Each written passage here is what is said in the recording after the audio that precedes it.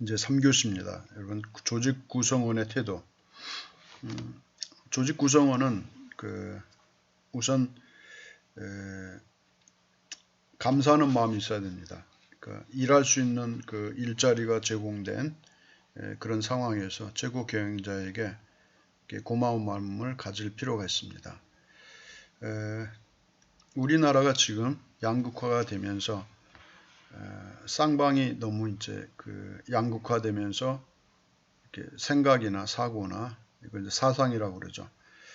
너무 이제 극과 극의 생각들이 있는데 저는 이제 가진 자와 가지지 않는 자가 더불어 함께 사는 사회를 표방하고 또 그런 걸 희망하는 개인적으로는 그렇게 생각하고 있습니다. 가진 사람은 어떤 자녀들에게 이렇게 물려주고 적정하게 이렇게 승계하는 것은 너무나 당연하죠. 하지만 과한 것은 또 이제 정당하지 않겠죠. 그래서 사회에 이제 다시 기부하는, 도네이션하는 그런 문화가 정착되어 있으면 좋겠습니다. 반면에 그러한 일을 하면은 우리가 박수 쳐주고 나도 저렇게 살아야지 하면서 그들이 선한 마음을 했을 때 오해하지 않고 배아파하지 않는 그런 마음의 여유가 필요합니다. 또 가지지 못한 사람들을 가진 자가 대하는 어떤 태도, 그것도 중요하죠. 그래서 서로 쌍방이 존중하면서 인정하는 그런 사회가 되었으면 합니다. 그 다음에 이제 동료 간에도 마찬가지죠. 서로 이렇게 만나서 한 회사에서 이렇게 근무하게 된 거. 기왕이면 좋은 시간들을 함께 공유할 텐데 서로 존중하고 서로 의지하면서 서로 협력하는 그런 관계가 필요하게 됩니다. 그래서 서로 경쟁이지만 이렇게 페어플레이 할 수 있는 그런 어떤 자세 이런 것도 이렇게 중요하다고 생각이 됩니다. 항상 이제 감사하는 마음. 만약에 동료가 없으면 혼자 근무하면 외롭죠. 그래서 서로 집에 있는 시간 말고 근무 시간은 자신의 어떤 삶을 함께하는 동료이기 때문에 중요한 그런 인물 중에 한 사람이 될 겁니다. 그 다음에 이제 자부심. 스스로 근무 환경으로부터 주어진 자신의 업무 수행하는 과정에서 자부심을 가질 필요가 있죠. 그래서 자신의 일에 대한 어떤 정확한 정보 또는 인식 이런 거 중요합니다. 자신이 하는 일에 대해서 어떤 의미가 있고 가치가 있는지를 아는 거, 이게 자부심이죠. 그래서 기업이 국가, 사회, 인류에 또는 어떤 부서가 또 개인이 그 회사의 어떤 역할을 수행하면서 회사에 어떻게 기여하고 있는지, 그리고 그 회사에서 자기가 일하기 때문에 급여를 받는다. 단순히 이거보다는 개인의 어떤 존재감을 확인하고 그곳에서 자기의 어떤 자아가 실현되는 그런 현장으로서 근무지가 돼야 됩니다. 그래야 가치 있는 일이 되는 거고 또 그 일을 통해서 회사도 또 동료 간에도 서로 협력하면서 일할 수 있는 그런 풍토가 조성이 될 겁니다. 이것이 이제 건강한 조직 문화가 되는 것이죠. 그 다음에 이제 동료를 이렇게 사랑하는 거, 신뢰와 존중, 존경하는 거, 희노애락을 함께 하는 거. 이거 굉장히 중요하죠. 희노애락을 같이 하고 서로 의지하고 협력하고 이렇게 할 수 있는 그런 동료애가 또 중요합니다. 또 즐거움. 회사에서 이제 근무하는데 즐거워야 되죠. 즐거워야 되는. 동료 간의 소통과 협력. 또 일하는 과정에서 어떤 즐거움. 또 노동의 가치. 또 문제 해결의 차원을 넘어서 삶의 의미와 일이 주는 어떤 즐거움. 이런 건 굉장히 중요하죠. 그래서 동료 간의 소통과 협력이 이루어져야 되고 일하는 과정에서 즐거움이 넘쳐야 되겠죠. 노동의 가치, 수고한 거에 대한 그 가치가 무가치하면 안 되겠죠. 그래서 서로 즐거운 마음으로 이렇게 근무할 수 있는 그런 풍토를 조성하는 것. 이게 조직 문화를 형성하는 것 중에 하나입니다.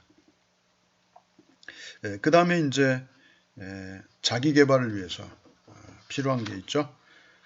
조직과 자신을 위해서 내가 해야 할 일이 뭔가. 회사에서 연수를 통해서 업무 능력을 강화시켜주는 일도 있겠지만 스스로 개인적으로 해야 될 그런 것도 있죠. 그 다음에 구성원 간에 서로 배려하는 거. 이것도 중요하죠. 뒷말하지 않는 거. 이거 뒷담화 친다 그러죠. 그런 거 좋지 않죠. 그 다음에 잘난 척 하는 거. 이것도 문제가 되죠. 따돌리는 거, 왕따. 이것도 안 되겠죠. 상대나 나에게 완벽을 기대하는 거. 그것도 안 좋죠. 눈치 없이 행동하는 거. 이것도 안 되고. 구성원끼리 이제 비교하지 않는 거. 과거를 이제 자랑하지 않는 거. 직무 수행을 남의 일 하듯 하지 않아야 되는데 직무 수행을 성실하게 추진할 수 있어야 돼요. 그 다음에 이기적이고 독단적으로 하지 않는 거. 제한하고 통제하지 않는 거. 강요하지 않는 거. 또 무례히 굴지 않는 거. 이건 이제 그 자기 개발과 또 구성원들이 스스로 해야 될 일들 중에 하나죠. 그래서 이제 구성원을 위한 구성원의 조직 문화를 지향하라. 듣던 말이죠. 민주주의의 그 원칙이죠. 3대 원리. 이거 이제 적용이 돼야 돼요. 여러분 민주시민 정신이라는 말이 있어요. 몇 년 전부터 이제 한국에도 유행하는 건데 그 민주시민으로서 그 바른 어떤 그 정신 자세 이걸 강조하는 거죠. 그래서 그 구성원을 위한 구성원의 조직 문화를 형성하는 거, 조직 문화가 되는 거. 이것도 굉장히 중요하죠. 우리가 근무하면서 어떻게 보면 집에 있는 시간하고 같거나 더 많을 수도 있죠. 그때 함께하는 사람으로 인해서 행복감에 고취되면 너무나 좋죠. 근데 행복하지 않다라고 여겨지면 심각하죠. 직장에 안무개 때문에 오기 싫다 이런 분이 있다면 진짜 그건 좀 신겹죠. 그것처럼 어려운 거 없죠. 제가 이제 한 가지 여러분 조직 문화와 관련돼서 처음에도 말씀을 드렸지만 또 하나 말씀드리고 싶은 것은 코로나19 제가 이제 저런 이야기를 어느 그 인터넷에서 신문인지 어떤 그 기사인지 어떻게 잠깐 본 글이 있었는데요. 그거는 이제 꽁트라든지 유머스러운 그런 문장 중에 하나입니다. 지구의 바이러스는 인간 그랬어요. 그 뒷이야기가 중요합니다. 지구의 백신은 뭐였어요? 코로나19죠. 한번 좀 생각해 봐야 됩니다. 인간의 그 만족할 줄 모르는 인간의 욕심이 나은 결과다 이렇게 보는 거죠. 이제 한국 사회는 엄청난 그 전환점에 와 있습니다. 코로나19 이후에 이전과 이후가 엄청난 변화를 요구하고 있습니다. 지금 그것이 이제 지각 변동인데요. 직업군도 바뀔 거고 우리의 의식도 바뀌게 될 겁니다. 만족할 줄 모르는 인간, 자족이죠. 자족할 줄 아는 사람, 빨리빨리 어떤 그 잘 살아보세요라는 그런 어떤 표와 함께 엄청난 빠른 속도로 달려왔죠. 그런데 그것이 반드시 우리에게 행복을 가져다 주진 않죠. 그랬을 때 우리가 어떻게 해야 되는가? 가난한 시절의 그 배고픔 시절로 되돌아간다? 그건 또 원하는 게 아닐 겁니다. 이제 젊은이들은 가치를 추구하고 우리는 못 살면 어떤 인권이나 그 생명 존중이나 이런 걸 논할 수 없는 거죠. 사회복지도 논할 수 없는 겁니다. 못 살게 되면, 가난하게 되면. 우리나라가 사회복지가 잘 돼 있는 건 그래도 그 부를 축적했기 때문에 그게 가능한 것이죠. 이제는 우리가 좀 조율하고 조정하고 좀 협의하면서 새로운 어떤 삶의 패턴을 형성해 가야 될 그 때가 도래하기도 한 것 같습니다. 그래서 우리는 새로운 어떤 그 한국 사회 그 문화를 형성해 가는 그런 새로운 전환점에 와 있는 것 같습니다. 같은 생각, 같은 감정, 같은 느낌, 같은 결정, 그 다음에 행동도 같아야 되는. 그래서 새로운 어떤 그 한국 사회의 어떤 그 문화를 정착해 가는 그런 계기가 도래하리라고 이제 생각이 됩니다. 이제 우리는 조직 안에서 제도적으로 그 해야 할 일과 하지 말아야 할 일, 이것을 한번 생각해 봐야 됩니다. 조직 문화를 계획하고 있는 그 기간은 1년 아니면 3년 정도. 그 다음에 단기 성과를 기대해서는 안 됩니다. 이거는 먼 미래를 보고 형성해 가는 거죠. 특별한 활동이 없어도 시간의 흐름에 따라서 이렇게 조직 문화가 형성해 가는 것입니다. 이거는 이제 문화이기 때문에 눈에 보이지 않죠. 문화가 어떻게 이렇게 정착이 진행되는 과정에서도 이렇게 우리 눈에 이렇게 어디까지 왔다 이게 보이지 않는 거죠. 조직 문화는 보이지 않는 그런 어떤 상황에서 흐름이 있고 정착되어 가는 그런 어떤 수준이 있는 거죠. 그래서 눈에 보이지는 않지만 눈에 보이지 않는 진행, 또 형성해 가는 그 어떤 수준, 이런 것들을 우리가 고려해야 됩니다. 그 다음에 이제 특별한 활동이 없어도 시간의 흐름에 따라서 자연스럽게 형성해 나가는 그 문화에 대해서 우리가 구체적으로 어떻게 그걸 위해서 함께 이렇게 생각을 같이 하고 이렇게 판단도 같이 하고 같은 감정을 가지고 정서를 가지고 갈 수 있는지, 이런 것들도 우리가 서로 논의되고 구성원 간에 서로 노력하는 것들이 필요하게 될 겁니다. 그 다음 조직 문화 형성에 대한 이제 평가에서 문화는 그 변화무쌍하죠. 다문화라고 그러죠, 요즘은. 그래서 문화에 대한 그 다양성을 인정하는 그런 게 필요합니다. 그 다음에 그 문화가 어느 정도 정착돼 갈 때 그 흘러가는 어떤 정도, 이런 걸 평가할 필요가 있죠. 이런 것들도 우리가 고려해야 됩니다.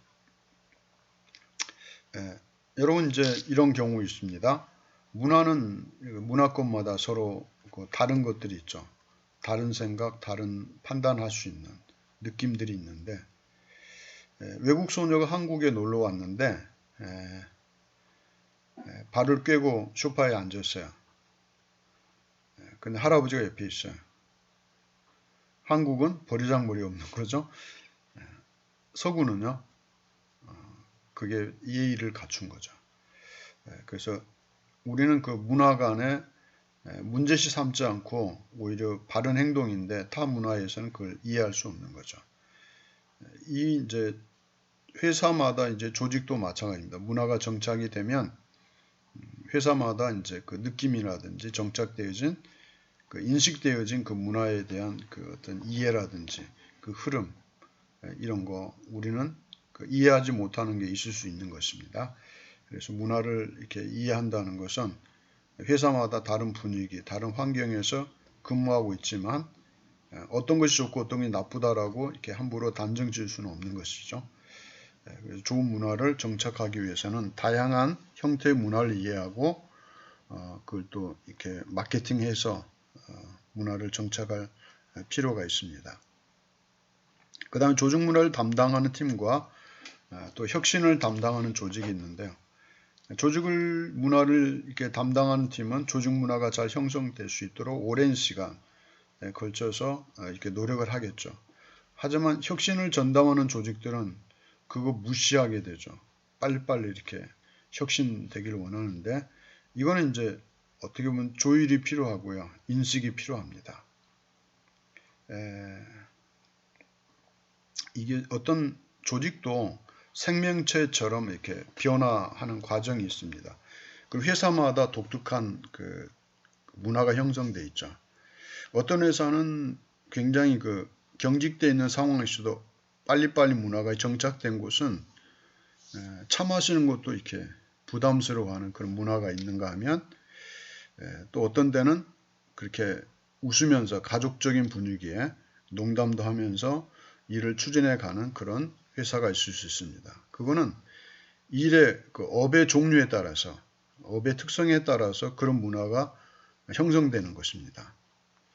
예를 들면 어떤 그 행정을 주로 하는 그 시스템의 그 어떤 업무들은 빨리빨리 그 행정을 처리해야 되기 때문에 옆 사람과 대화할 필요가 없죠. 그때는 대화하고 웃고 떠들면 문제가 되는 거죠. 그래서 은행에서 농담하고 근무할 수는 없잖아요. 그런 거죠. 이게 경직된 거죠. 물론 친절한 건 있지만 너무 이렇게 좀 여유가 없이 이렇게 가는 그런 업무가 있어요. 이제 그 주민센터 가면 여러분 그 서류 떼는데 행정도 마찬가지죠. 민원을 이렇게 하는 것도 역시 이제 조금은 이렇게 경직된, 옆에 있는 사람과 이야기할 수 없죠. 차 마실 수 없죠. 그런 이제 문화가 정착된 곳에 특징이 있는가 하면, 또 여러분 이제 여유 있는 데가 있어요. 뭐 디자인실, 예술인들, 이게 어떻게 보면 많은 대화와 어떤 그 나눔의 그 시간들을 가져야만 새로운 아이디어가 나오고, 디자인도 구상이 되고, 또 디자인을 또 이제 구상하면서 또 대화할 수 있고, 또 다양한 정보들을 논의할 수 있죠. 그때는 이제 여유가 있는 거죠.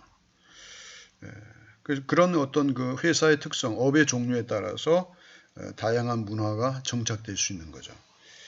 그래서 이제 자신의 어떤 성향이라든지 체질, 어떤 그 재능에 따라서 자기가 원하는 직업을 선택하는 것도 굉장히 중요하죠. 근데 이제 자기가 원하는 그 직업이 아닌 자기가 원하지 않는 직업을 갖게 되면 그 견뎌내기 어렵죠. 하지만 이제 그 우선순위라는 게 있습니다. 내가 이 일을 해야만 내 집에 부양가족이 있을 때는 자기 것을 좀 이렇게 포기하고 싫지만 이렇게 적극적으로 조직 문화에 적응하면서 보람을 가지고 열심히 일을 수행하는 분도 계시죠. 그래서 이제 그런 분들은 어떻게 보면 뭘 우선시하냐에 따라서 그 업무에 잘 적응하고 또 그 일을 잘 수행하는 그런 분도 계신다는 것을 우리가 알 수 있습니다. 그래서 조직 문화는 그 업의 그 종류에 따라서 다양한 형태로 정착되어 있다는 것을 우리가 잊어서는 안 될 것입니다. 그래서 변화에 대한 어떤 방향을 제시하고 또 평가 방식에 대한 어떤 설명회를 통해서 이렇게 혁신할 수 있는 그런 조직이 있고, 조직 문화가 이렇게 유연하게 가는 조직 문화에 대한 평가도 또 달리해야 되는 그런 것들이 있습니다. 그래서 최고 경영자로부터 직접 평가받는 일도 있죠. 그러나 그렇지 않고 어느 그 기관에 의뢰해서 평가를 요청할 수도 있는 거죠. 그 다음에 조직 문화 수준을 평가하기 위해서 다양한 그 척도들을 몇 주 전에 제가 제안했던 그런 방법들도 있습니다. 그러한 것들을 우리가 활용하면서 이제 평가하고 또 개선하고 발전시킬 수 있는 그런 조직 문화를 여러분이 이해하고 또 여러분이 근무하는 곳에서 적용하면 좋겠습니다. 여기까지 이제 3교시 마치도록 하겠습니다. 이번 주는 제가 1교시만 좀 넘겼고 2, 3교시는 제가 짧게 여러분 이제 전달해 드렸습니다. 이번 주 여러분 이제 지나면 다음 주는 중간고사입니다. 8주차는 이제 강의를 제가 올리지 않고 중간고사 문제만 제가 올려놓으면 다음 주 전까지, 그러니까 5월 15일까지 5월 15일까지 여러분이 이메일 또는 우편으로 그 중간고사 그 시험지를 제출해 주시면 됩니다. 이제 궁금한 건 여러분 문자로 주셔도 되고요. 여러분 또 긴장되는 것은 코로나19가 안정되어서 대면 수업이 가능하도록 여러분 기도하시고 꼭 만나 뵙기를 원합니다. 감사합니다. 한 주간도 잘 보내시기 바랍니다.